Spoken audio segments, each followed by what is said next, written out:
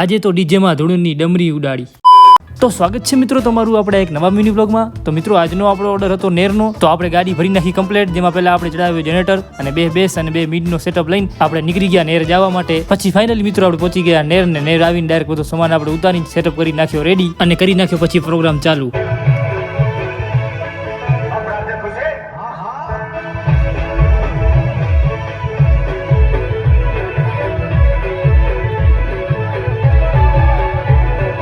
અને રમ્યાવર આવી બેહણી લેતા હતા કે ધૂળની ડમરી ઉડાડી નાખી હતી, એકબીજાના મોઢા નતા ઓળખાતા, અંધા કરી નાખ્યા હતા. અંધા બેલી माँ मुझे कुछ दिखाई नहीं दे रहा माँ.